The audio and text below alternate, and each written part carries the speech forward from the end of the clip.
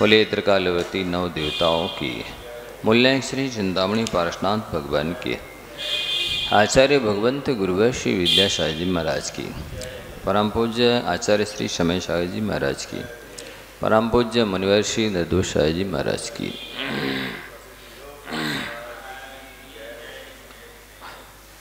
कल निमित्त नैमित्तिक संबंध कैसा होता है।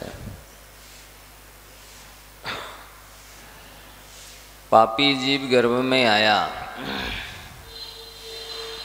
कि माता पिता पर विपत्ति आना शुरू हो जाती है। माता पिता को अभक्ष भक्षण करने का भाव होने लगता हो जाता है, करने लगते हैं। अन्याय करने का भाव होने लगता है, अनीति करने का भाव होने लगता है। धन धान्य सब नष्ट हो जाता है। इसलिए अपने पिछले किए हुए कर्मों के संक्रमण के लिए अपन को वर्तमान में विशुद्धि बढ़ाना चाहिए, अच्छा आचरण करना चाहिए, तब त्याग करना चाहिए, दान करना चाहिए, जिससे पिछले किए हुए कर्म पाप यदि बांधे हैं तो वो पुनरुप प्रणमन कर सके।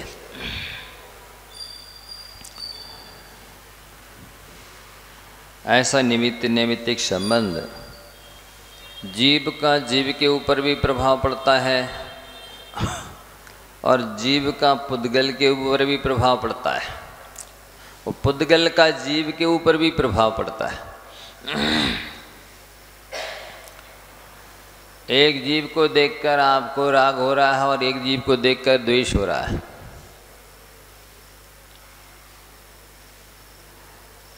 तो ये जीव राग द्वेष उत्पन्न करने में भी निमित्त होते हैं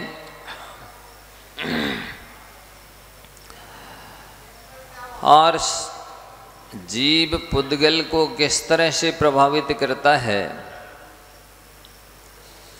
जैसे आप लोग कहते हैं कि अशुद्धि में महिला यदि पापड़ बरी खा देख ले तो उसका स्वाद बदल जाता है ना, लाल हो जाते हैं, रंग भी बदल गया और गंध भी बदल गई और रूप भी बदल गया, सब बदल गया।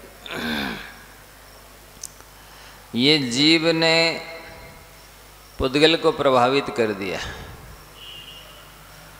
ऐसा भी सुनते हैं कि यदि गर्भवती महिला को सांप देख ले तो अंधा हो जाता है।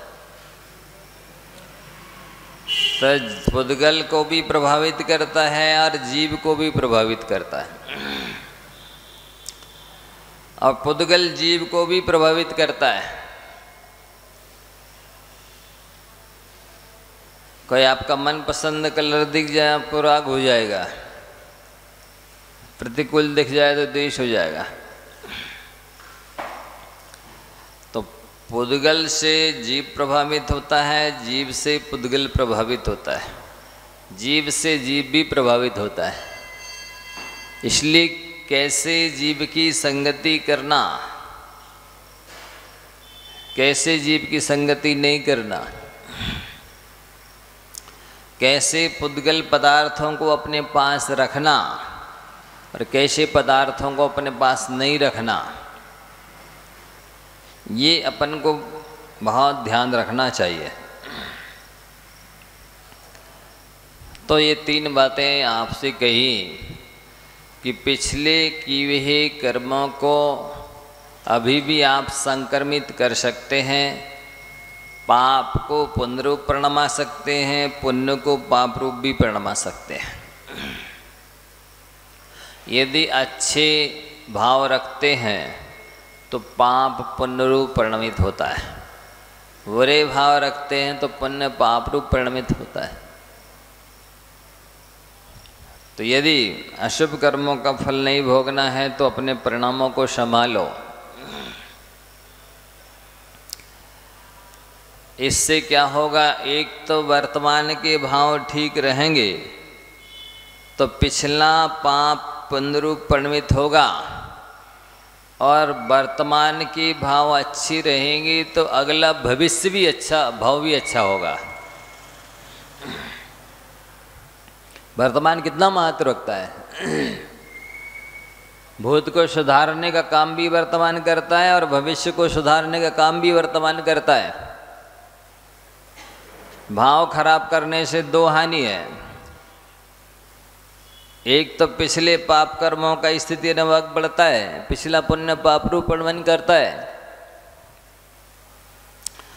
दूसरा, वर्तमान तो खराब हो गई और भविष्य भी खराब हो जाएगा। कितना महत्वपूर्ण है वर्तमान को संभालना। लेकिन लोग जैसे ही मनुष्य पर्याय मिली, अभी कल बता रहा था एक लड़का कर्रापुर से कि एडमिशन करवाया कॉलेज में, 70,000 तो एक बार में दे दी, अब 30 और देना है। वहाँ जाके देखा कॉलेज के सामने ही ड्रिंकिंग चल रही है लड़के लड़कियों की। ऐसी स्थिति देखी, मांसाहार का विवेक, ना शाकाहार का विवेक, ना जैन का विवेक, ना कोई शिष्य गुरु का भेद विवेक, कुछ भी मान मर्यादा नहीं रही। बोले हम तो आ गए वापिस, अब 70,000 मिले चाहे जाए, हमको नहीं पढ़ना ऐसा। ये हाल है। मतलब 100% स्थिति खराब है। जिनके संस्कार बहुत अच्छे हैं वे बच जाएं, तो लड़के लड़कियां बच जाएं, 1% बच जाएं तो बहुत बड़ी बात है। ये हाल है।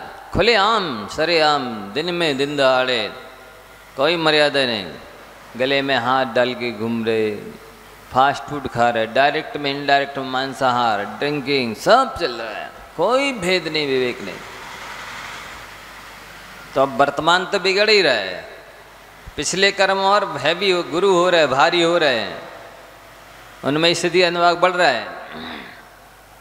और भविष्य तो अंधकार में है ही, भविष्य तो काला है ही, भविष्य तो नियम से दुखदाई होना ही है। ये स्थिति हो रही है। किसी की कोई अंकुश नहीं, कोई मर्यादा नहीं, कोई डर नहीं, कोई भय नहीं, कोई अनुशासन नहीं। उनको भी पैसों से मतलब है, आओ नहीं जाओ, पढ़ो नहीं पढ़ो, लिखो नहीं लिखो, जो करना करो, कोई अनुशासन नहीं। पैसे दे जाओ, बस फीस दे जाओ और जो चाहिए वो दे जाओ। तो ऐसी स्थिति हो रही है। और लोगों को क्या भूत सवार है, बेटा बेटी को पढ़ाना है। लौकिक नहीं पढ़े मतलब उनके पास कोई कुछ नहीं है, वो शादी नहीं होगी, ऐसा कहते हैं लोग। यदि पढ़ेगा लिखेगा तो शादी नहीं होगी। हम पूछते हैं ये लाखों पढ़े लिखे क्यों घूम रहे हैं बेकार? हाँ, क्वालिफिकेशन किया हुआ है कंप्लीट, और जॉब भी है अच्छी खासी, पैकेज भी मिल रहा है, लेकिन फिर भी शादी नहीं हो रही। अब क्यों नहीं हो रही? पढ़ाएंगे लिखाएंगे नहीं तो इसकी शादी नहीं होगी, आज के शादी नहीं करेंगे। पूछ के ही कह देंगे तुम्हारे बच्चा लिखा पढ़ा लिखा नहीं, हमें नहीं करना। ऐसा कुछ नहीं है। संस्कार अच्छे हों, पुण्य होता है तो योग नियोग होता है। कोई लौकिक पढ़ाई मात्र से होता है, लेकिन लोगों की दृष्टि में चरित्र का महत्व गिरता चला जा रहा है। न धार्मिक संस्कारों का महत्व है, न धार्मिकों की संगति का महत्व है, न धार्मिक ज्ञान से महत्व प्रयोजन है। बस डिग्री और जॉब, यही सब कुछ मानव पर्याय का लक्ष्य हो गया।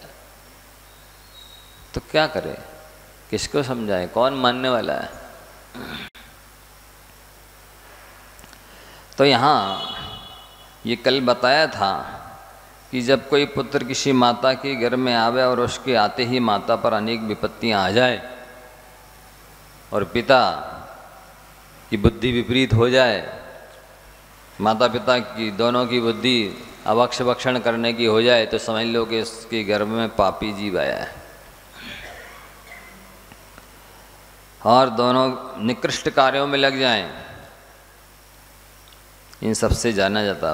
अब पिता देखो कितनी बड़ी विडंबना है, जो सबसे ज़्यादा उपकारी उपकारक हैं, सबसे ज़्यादा आत्मीय संबंध रिश्तेदारी नाता जिनसे होता है, माता पुत्र का, पिता पुत्र का, उनमें विरोध होना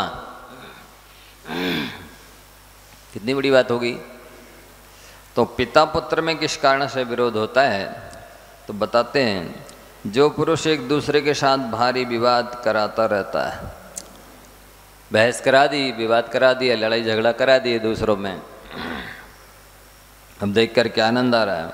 और जो पिता के साथ होने वाली पुत्र की कलह को देखकर अत्यंत प्रसन्न होता है, कोई पिता पुत्र में आपस में नहीं बन रही है, ये खुश हो रहे हैं, हाँ देखो इनके घर का तमाशा, पिता पुत्र में नहीं बन रही, लड़ाई झगड़े हो रहे, पुत्र ही पिता का अपमान कर रहा है, आंखें दिखा रहा है, नौकर की तरह रख रहा है, देखकर खुश हो रहे। समझाना चाहिए था, सलाह देनी चाहिए थी, सन्मार्ग दिखाना चाहिए था, तो वो तो कुछ किया नहीं और खुश और हो रहा उल्टे। तो ऐसे में अशुभ कर्म तो बनेंगे ही। जो पिता के साथ होने वाले पुत्र की कलह को देखकर अत्यंत प्रसन्न होता है, पिता पुत्र लड़ रहे, ना पिता पुत्र की बात मानता है ना पुत्र पिता की मानता है। वो पिता समझता है कि पुत्र न अभी नया है, छोटा है, अनुभवहीन है, ज्ञानहीन है, और पुत्र समझता है कि पिता तो पुराने ख्याल के हैं, पुराने ज़माने के हैं, पुराने ढर्रे के हैं। अब वे एक दूसरे को महत्व देते ही नहीं, ना कोई हानि बताते, ना लाभ बताते, ना गुण बताते, ना दोष बताते, कि क्या ना कोई टेक्निक बताते किस प्रक्रिया से किस विधि से करो, कुछ नहीं। सीधी सीधी बात थोपने से थोड़ी कोई मानता है। और गुरुजनों की विनय नहीं करता है, वह पुरुष इस पाप कर्मों के उदय से पिछले जन्म में ऐसे पुत्र मिलेगा या पिता मिलेगा कि आपस में जिंदगी भर नहीं बनेगी। सोचिए कहाँ तो कितने समय दे करके, श्रम करके, पैसे खर्च करके पढ़ाया लिखाया, किस तरह से तो बड़ा किया, पाला पोसा, और वही सिरदर्द हो गया जिंदगी भर के लिए, आकलता व्याकुलता का कारण हो गया। अब ना छोड़ के भाग सकते, ना भगा सकते, और ना उसको मानना है, ना अनुकूल चलना है। कितना प्रति समय अनिष्ट संयोग नाम का अर्थ अध्ययन चलता है। तो ये पिछले जन्मों के कर्मों का फल भी है, और वर्तमान में भी कर रहे जो कर्म उसका भी फल है। वर्तमान में यदि इतनी विशुद्धि बढ़ा ली होती, तब त्याग कर लिया होता, ये भी पिछले पाप पुनरुपणमन कर जाते, तब तो फिर शत्रु भी मित्र बन जाता है। लेकिन आपका मित्र शत्रु बन रहा है, इसका मतलब है कि वर्तमान के कर्म भी खराब है। कई लोग बोलते नहीं महाराज जी हमने तो कोई ऐसे कर्म किए नहीं है। कर्म नहीं किए, भाव तो खराब किए, उसकी कोई वैल्यू नहीं है क्या? आपने जो भाव खराब किए हैं उससे भी तो कर्म बने हैं। व्यक्ति उन पर ध्यान नहीं देता है। हम तो कोई अबक्ष खाते नहीं, हमने तो कोई ऐसा किसी को मारा नहीं, किसी के साथ अन्याय किया नहीं, फिर कौन से कर्म का उदय आ रहा? अरे भाव तो सबसे ज्यादा कर्मबंध के कारण है। भावों को संभाला नहीं, कब किसे देखकर राग करते रहे, कब किसको देखकर द्वेष करते रहे, कब किसे देखकर घृणा करते रहे, ईर्ष्या द्वेष करते रहे, किसी का बुरा विचारते रहे मन से। तो ये भावों से ही तो सारा स्थिति अनुभव बढ़ जाता है कर्मों का। तो अपन को सावधान रहना है कि किसी पिता पुत्र का विवाद कराना नहीं। कई लड़ रहे हैं तो अपन को खुश होना नहीं देख करके, और हो सके तो सामंजस्य बना दो, मानने की संभावना हो, और ये ऐसा लगे कि नहीं मानेंगे नहीं, उल्टी लड़ाई और हो जाएगी, अपनी तिरस्कार कर देंगे, अपमान कर देंगे, तो भी ये दूर रहो। लेकिन कम से कम खुश तो मत हो कि हाँ अच्छा है, लड़ने दो, मरने दो, हैं? भिड़ाओ तो नहीं, लड़ाओ तो नहीं, ये अच्छे कर्म नहीं माने जाते। अब सुनो, व्यक्ति लंगड़ा किस कर्म के उदय से होता है? कई लोगों के हाथ पैर रहते हैं लेकिन काम नहीं करते। किसी के वो असमर्थ होते ही हैं, जन्म से होते हैं, सारे अंग उपांग एक भी काम नहीं करता, करवट भी दूसरे लिवाते हैं, उठाते बैठाते हैं, नहलाते धुलाते शुद्धि कराते भोजन बन सब कुछ दूसरों को करना पड़ता, अपने कोई चर्या चेष्टा अपने हाथ से नहीं कर सकते। ऐसे किस कर्म के उदय से होते हैं? तो जो पुरुष अपने अस्त्र शस्त्रों से दूसरों के हाथ पैरों को काट डालता है, पहली बात तो ये अस्त्र शस्त्र अपने पास रखने ही नहीं चाहिए, हिंसा के उपकरण हैं।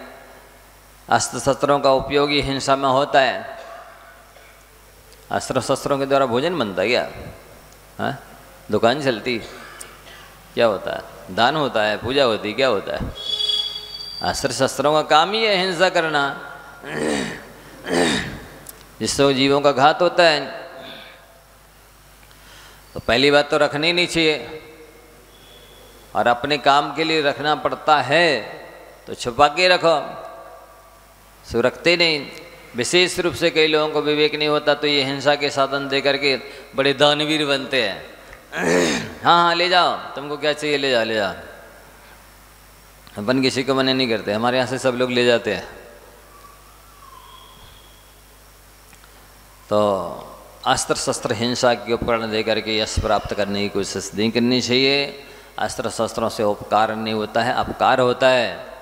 संयम नहीं पलता, असंयम होता है। इसलिए किसी को अलग अलग उपकरण रखने चाहिए। जैसे खलबट्टा है तो दोनों को अलग अलग रखो। कोई मांगने भी आए तो भैया एक है ही नहीं, खराब हो गया, टूट गया, फूट गया, घूम गया। आप कहेंगे झूठ बोलने का पाप नहीं लेगा, महाराज मायाचारी का पाप नहीं लेगा। अभिप्राय से पाप लगता है। अभिप्राय अपना हिंसा बचाना है, असंयम बचाना है, न कि मायाचारी करना, झूठ बोलना है।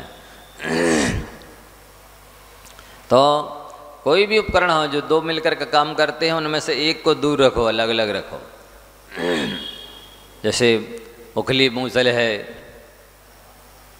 चक्की के पाट हैं, और भी कोई भी चीज़ हो, जितने भी अस्त्र शस्त्र हैं, हिंसा के साधन हैं, उन सबको छुपा के रखना चाहिए।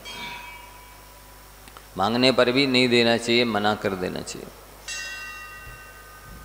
लेकिन लोग समझते नहीं, लिख रहे ना। और जब चीज़ रहती है तो निश्चित ही आपके प्रतिपल हिंसा नंदी रौद्र ध्यान चलता है। गट्टी फाड़ने से क्या होता है? रोटी बनती है। पृथ्वी खो देते हैं, जीव मरते हैं। पृथ्वी का ही के अलावा और भी तरह जीव हो सकते मरते हैं। ये सब हिंसा के साधन है। आप तो जिससे देव पूजा, गुरुपास्ती, स्वाध्याय, संयम, तप, दान इत्यादि धर्म ज्ञान होता है, साधना होती है अपना और दूसरों का, बस उनसे पुण्याश्रय होता है। बाकी असी है, मसी है, कृषि है, शिल्प है, विद्या है, वाणिज्य है, जिनसे सांसारिक काम होते हैं, वे सब हिंसा के साधन है, आरंभ परिग्रह के साधन है, पाप बंध के साधन है। आप देख लो क्या देने लायक है और क्या नहीं है। अभी तो कई लोगों को विवेक ही ज्ञान ही नहीं है कि हमें क्या देना चाहिए, क्या नहीं देना चाहिए, क्या अपने पास रखना चाहिए, क्या नहीं रखना चाहिए। कुछ भी रख लिया, किसी ने मांगा कुछ भी दे दिया। खुले पड़े रहते हैं तो बिना मांगे ही कई लोग उठा के ले जाते हैं। बात है ना, आप शनाब पड़े रहने दो, कौन ले जाएगा तो ले जाएगा, दूसरे ले आएंगे। और वो ये नहीं समझते हैं, ले तो जाएगा, फिर उससे वो कितनी हिंसा करेगा, कितना आरंभ करेगा, नहीं है विवेक। तो स्वयं दूसरों के हाथ पैर काटने का तात्पर्य मनुष्य के हाथ पैर काटना नहीं लेना। एक इंद्री के भी हाथ पैर होते हैं। वृक्ष है और उसकी जो शाखाएं हैं, उपशाखाएं हैं, पत्ते हैं, फल हैं, फूल हैं, ये उसके सब अंगोपांग हैं। ये भी काटे जा रहे हैं, छेदे वेदे जा रहे हैं, तो इसके अंग हाथ पैर ही काटना तो है। सबके होते हैं। दो इंद्री के भी हो सकते हैं। छोटे छोटे जीव, उनकी जरा जरा से पैर होते हैं, उनमें क्षति पहुंचा रहे हैं। और कान नाक काट लेता है, ऐसे भी होते हैं। अब ये बच्चियों के छेद करना बात अलग है, आवरण पहनाने के लिए नाक कान में। बाकी गुस्से बस, या जैसे पशुओं की पहचान बना देते, कान काट करके गरम झरिया इत्यादि करके निशान बना देते हैं, बदिया कर देते हैं। ये सब इसमें ही आएगा हिंसा में। पशुओं के साथ जितना अत्याचार कर रहा है मनुष्य, उतना कोई नहीं कर रहा। कितना कोटि जीवितें जात ना बने। पशुओं के जो पशुगति के कष्ट हैं, करोड़ों जिह्वाओं से भी यदि कोई कहने लग जाएगा तो भी नहीं कह पाएगा, इतने कष्ट है वसनातीत। और वो सबसे ज़्यादा मनुष्य के द्वारा दुर्व्यवहार किया जा रहा है उन पर। मनुष्य कितने रूप में उनको सताता है, बंधन में रखता है, भूखा प्यासा रखता है, असमय में मार डालता है। कई अब देखो, पहले बुजड़ खाने के चलते थे तो उसमें केवल ऐसे आइटम बनते थे जैसे बेल्ट हैं, जूते हैं, पर्स हैं, या इस टाइप के कोई बैग बनते थे। अब तो ज़्यादातर जो बूचड़ खानों पशु कट रहे हैं उनके माल की माने मांस आती, बासा है, चर्बी है, हड्डी है, इन सब का प्रयोग फास्ट फूड इत्यादि में हो रहा है। और जो क्रीम है, पाउडर है, मंजन है, साबुन है, तेल हैं, इन सब चीज़ों में मिलने में काम में आ रहे हैं उनकी चीज़ें। आज कोई मनुष्य विवेक रख ही नहीं रहा है। कपड़ों में भी मटन टैलो लगता है, तब कई धागा कड़ा होता है। किसी को कोई विवेक थोड़ी है। अच्छा दिखना चाहिए, महंगा होना चाहिए, सबसे अच्छा हो, अलग से दिखे, ऐसे कपड़े पहनना चाहते ऐसे। अब है कैसे भी आए, ये तो रहा ही नहीं विवेक। पैसा कैसे आ रहा है, आना चाहिए वैसे। और ये भी उनको ध्यान नहीं है कि ये जो पैसा आ रहा है वो हमारे काम में नहीं आएगा। आप देख लो, जितने भी डॉक्टर हैं, वकील हैं, या और इस तरह से जो काम करने वालों का पैसा है, उनके काम नहीं आता। पूरा ज्यों का त्यों बैंकों में छोड़ जाएंगे, ज्यों की त्यों पूरी प्रॉपर्टी, जमीन जायदाद, कोठी बगले ऐसे छोड़ के चले जाते, कुछ काम में नहीं आता। उनकी बीमारी के काम में तक नहीं आता, दवाई के, उनकी व्यथा में, वृद्धावस्था में कभी किसी रूप में काम नहीं आता। देख लो आप, जितने भी हैं डॉक्टर हों, चाहे वकील हों, चाहे और भी दूसरे जो गलत काम करने वाले बूचड़ खाने का, या जैसे कोई कीटनाशक दवाइयाँ बेच रहा है, गर्भपात की दवाइयाँ बेच रहा है, या और भी जितने भी हिंसा की जो चीज़ें बेच रहे हैं, अथवा जिनमें वसा, हड्डी, चर्बी या और भी जानवरों के कलेवर मिले हुए हैं और ऐसी चीज़ें उपयोग कर रहे हैं, बेच रहे हैं, खरीद रहे हैं, रख रहे हैं, उन सब का जो पैसा आएगा वो उनकी दवाई तक के काम में नहीं आएगा, स्वास्थ्य लाभ में भी काम नहीं आएगा, भोग में भी काम नहीं आएगा, दान तो दे ही नहीं पाएंगे। धर्म के काम में तो वो पैसा आएगा ही नहीं, आप समझ लीजिए अच्छे से। वो बल्कि उनको उल्टा कई गुना दुख में, तकलीफ में डाल के जाएगा वो पैसा। कमा लो आप, चाहे जिस तरीके से आप पैसा कमाना चाहते, बढ़ाना चाहते हैं, बढ़ा लीजिए, लेकिन वो आप किसी भी रूप में आपके काम में नहीं आएगा, बल्कि आपको अनंत गुना तकलीफ में डाल के जाएगा। ये है, लेकिन आदमी समझ नहीं रहा है, बस मेरे हाथ में आ जाए। अब वो भले हमें तेजाब की तरह जला दे, भले हमें आग की तरह जला दे, भले हमें जहर की तरह मार डाले, भले हमें सांप की तरह डस ले, भले हमें जिप्सी की तरह काट दे, नहीं हाथ में आ जाए बस। नहीं समझ नहीं रहे आप, गंभीरता से लीजिए इस विषय को। आप जितना भी हिंसा का पैसा अपने पास लाएंगे, अन्याय का, अनीति का, 2 नंबर का, वो पैसा जैसे बिच्छू को पकड़ते ना, डंक मार देता है, ऐसी हाल होगा। जैसे जहर को खा लेते हैं जो हाल होता है, वैसी हाल होगा। अग्नि को हाथ में लेने पर जो हाल होता है वही हाल होगा। 2 नंबर का पैसा आपको सुकून देगा ही नहीं। अन्याय का, अनीति का, दूसरे के हिस्से का, जो आपका नहीं है, आपके हिस्से में नहीं है, आपके वीर्यांतराय का, लाभांतराय का क्षयपसम नहीं है, आप 2 नंबर का काम के वीर्यांतराय कर्म का क्षयपसम करेंगे, दानांतराय का क्षयपसम करेंगे। पाप करके कोई व्यक्ति दानांतराय का क्षयपसम नहीं कर सकता, लाभांतराय कर्म का क्षयपसम, चोरी करके लाभांतराय कर्म का क्षयपसम नहीं कर सकता, अवक्ष भक्षण करके वीर्यांतराय कर्म का क्षयपसम नहीं कर सकता, दूसरे का हिस्सा अपने कब्जे में करके कोई भोगांतराय कर्म का क्षयपसम नहीं कर सकता। 100% सत्य है, इसलिए तो लिखा है। जैसे चोर डकैत वगैरह होते ना, चोरन के पुरनावे से, कितने ही बड़े से बड़ा खूंखार डाकू हो, भयानक, कितने ही जीवन जन्म से चोरी करता, डाका कर डालता चला आ रहा हो, करोड़ों अरबों खरबों के दूसरों की उसने हड़प लिया हो, एक कोठी बंगला भी नहीं बना पाएगा। पूर्व यानी गांव बसाने की बात तो बहुत दूर की है, कॉलोनी बसाना तो बहुत दूर की बात। वे चोर डकैत इसी तरह से डरते भूखे प्यासे लुटते पिटते ही रहते, जीवन भर सुकून नहीं मिलता है। क्योंकि आप चोरी करके लाभांतरय कर्म का क्षयपसम नहीं कर सकते हैं। लाभांतरय कर्म का क्षयपसम तो दान देने से दूसरों को लाभ हो ऐसा उपकार करके ही कर सकते हैं, परोपकार करके कर सकते हैं, दया करके कर सकते हैं। ये टेक्निक तो आप अपना ही नहीं रहे हैं और चाह रहे हैं कि धन आ जाए। चाहने से तो चाह मोहिनी कर्म के उदय से उत्पन्न होती है और उससे तो पाप का ही बंद होता है चाह से। इसलिए तो चाह को निषेध करते हैं कि भैया भक्ति करो, भगवान की आकांक्षा ना करो, इच्छा ना करो, मांगो मत, इससे पुण्य कम होता है। चाह मोहिनी कर्म की पर्याय है। चाह बोले, इच्छा बोले, आशा बोले, कांक्षा बोले, निदान बोले, सब लगभग मिलते जुलते शब्द हैं। तो आप इच्छा करके पुण्य नहीं बढ़ा सकते।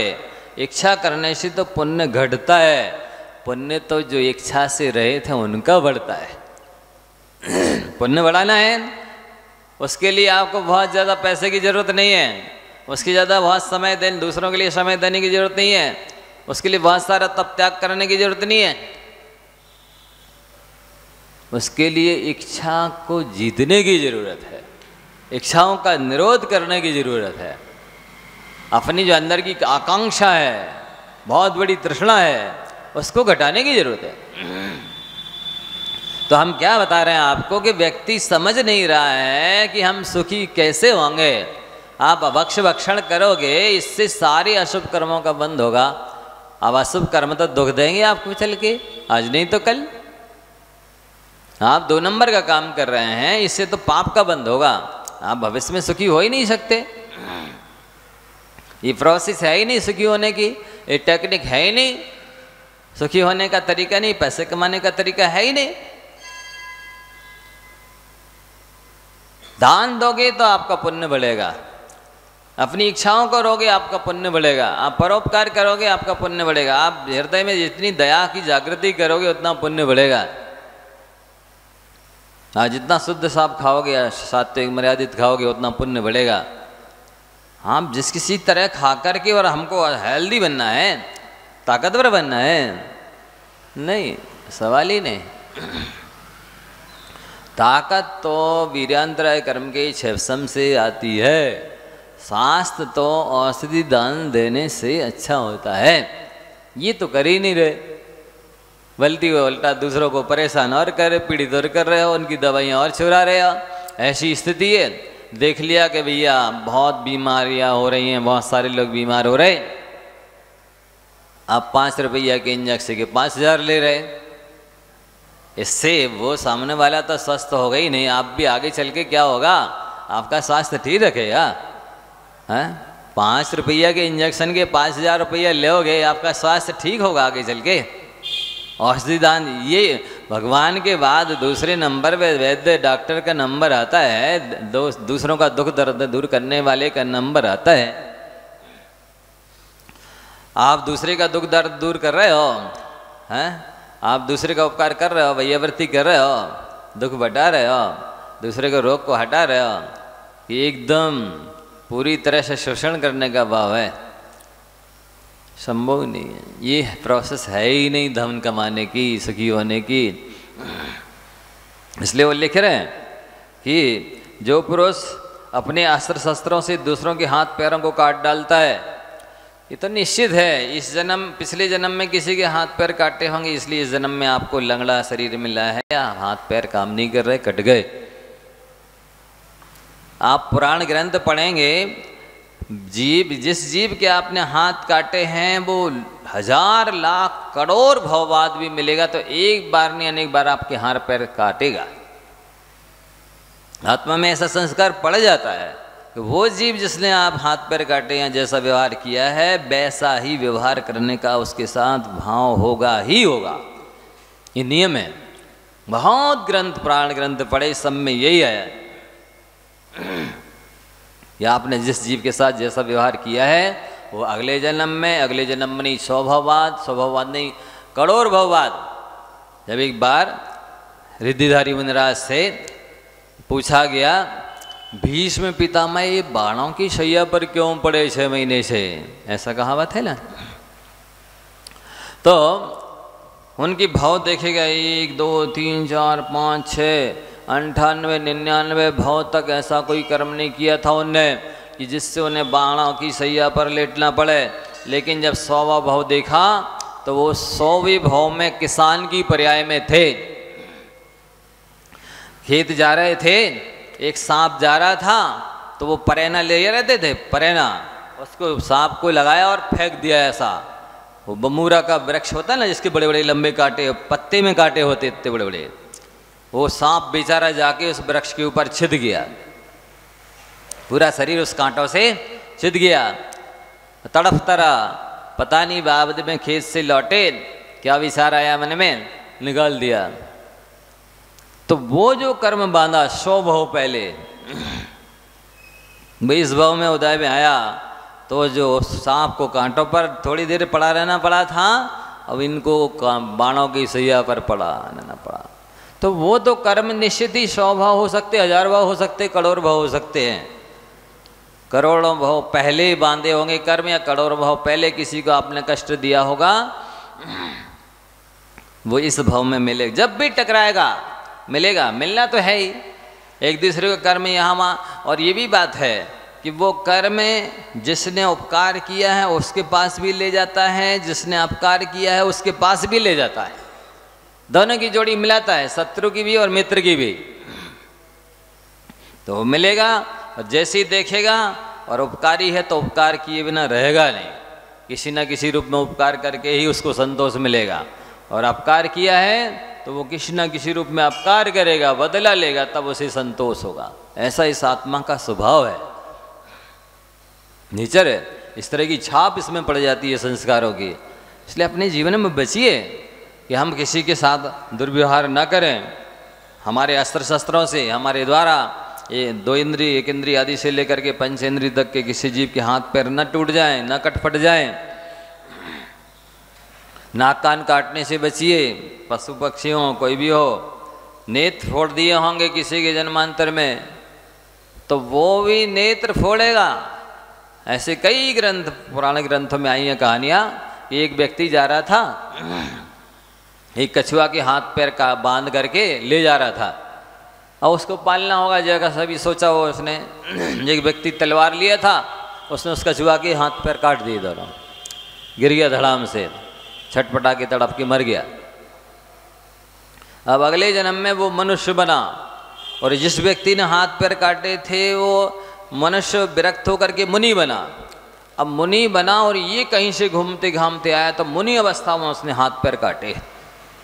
उस जन्म का संस्कार उसके साथ रहा, और उसने उस जीव को देखा, और उसे ही पता है ना, ऐसा रहता ही है ऑटोमेटिक कि आपने जो किया उसके साथ में वो वही करेगा। तो उसने मुनि महाराज के हाथ पैर काट दिए।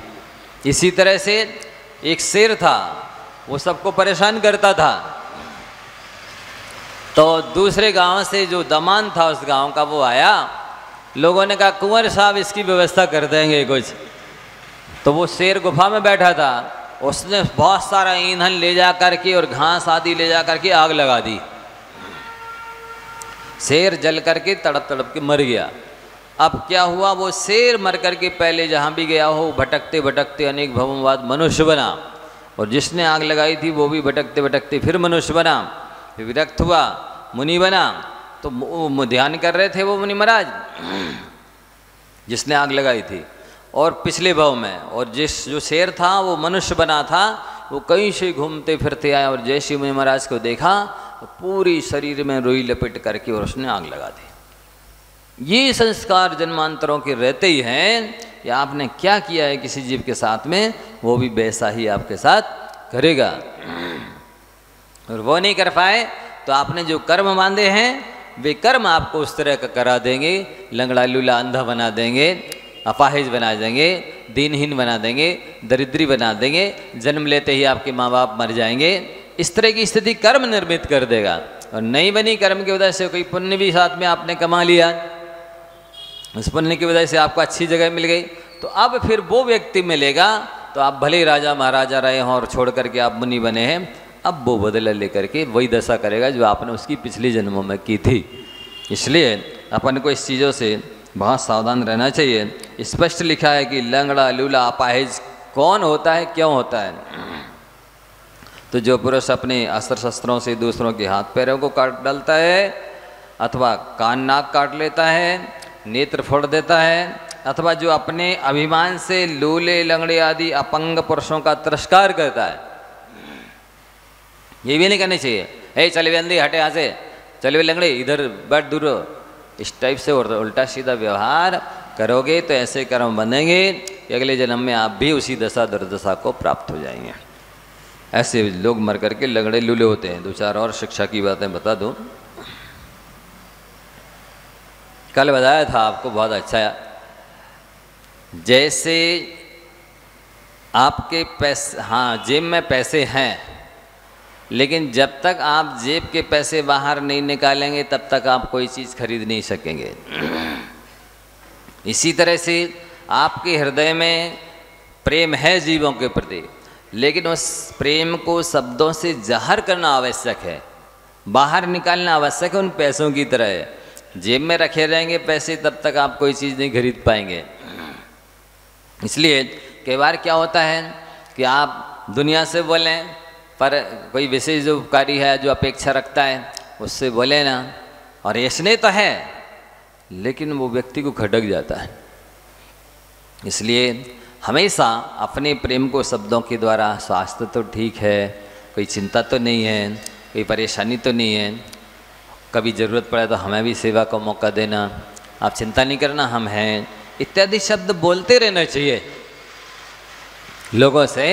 इससे बहुत अच्छा व्यवहार भी बनता है, पुण्य भी बढ़ता है, और साथ ही उसको पता चलता है कि ये हमारे प्रति स्नेह रखते हैं। आप कुछ बोले ही ना, गुमसुम बने रहे, तो ऐसे में प्रेम जाहिर नहीं हो पाता, तो पता भी नहीं चल पाता है कि आप हमारे प्रति कैसा भाव रखते हैं।